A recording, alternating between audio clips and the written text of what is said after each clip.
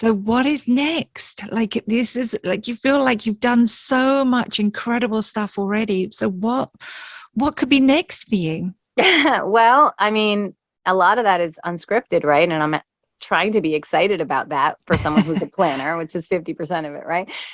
This week actually just announced something for me that I'm really excited about is a partnership with a company called Better Meal AI. And it's a gut health, personalized medicine platform.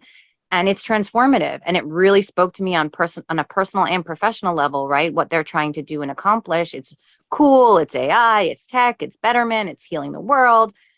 But I feel like I could authentically like dream come true because, when they say, oh, you really like toys, would you like to work in the toy industry?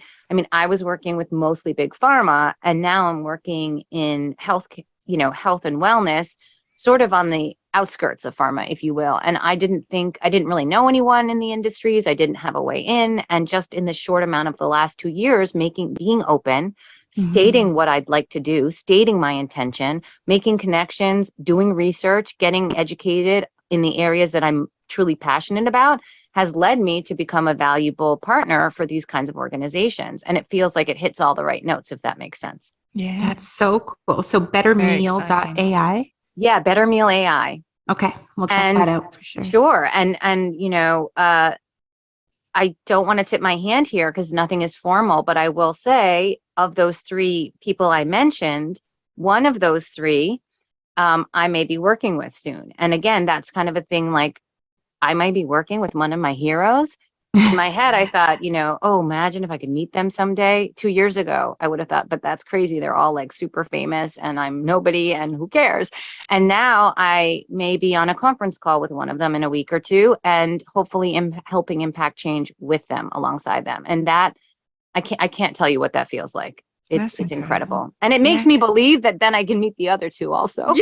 Yeah. I think that's it, isn't it? It's stretching that comfort zone of where we feel we belong or what we can achieve is just pushing those boundaries and then, exceeding them. It's like, as you say, those small steps, those small goals that you take just to keep pushing those boundaries further and further. Yeah. And you can knowingly kind of trick yourself. And that was one of the great things in You Are the Placebo. I mean, because they had all these clinical studies around people who were sort of told, like, tell yourself this. And it still worked. Like they had some octogenarian, 80-something-year-old men. They instructed them for 2 weeks to kind of imagine that they were in their 20s and try not to look in the mirror too much and trying to like really just believe as much as you could from the moment you wake up. And they, of course, in the beginning of the study, they took blood pressure and all these resting heart rates and all these biological, markers.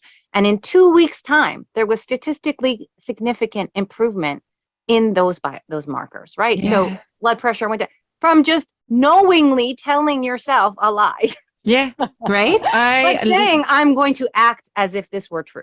Yeah. And so obviously we can do that. And we see that in mental health where that can go into a dangerous place, of course, as well. So I do need to caution, that there are some restrictions here.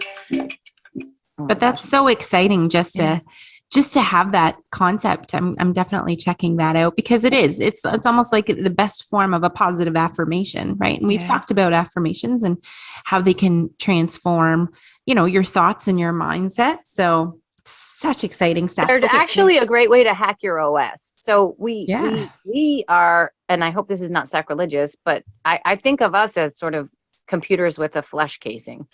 So we it sounds really horrible. But what I mean is the same way your computer has an automatic processing, we have an automatic processing, and that gets formed as you grow and as you age. And 24 is a big set time for your brain in terms of how much it's locked into that automatic set processing. And then 36 is sort of another place. And there's more. And so so that's why change is harder the older you are, right? So your default is harder to set. Some of the things that happen with, serenity now, George Costanza, right? Right. Some of those phrases actually help your brain latch onto what it should focus on and what it should put into its automatic processing. So affirmations are actually much more powerful. I mean, they can be spiritual, they can be a lot of benefits, but they actually can truly help your neurons reprogram your automatic processing. So I'm a big fan of those as well.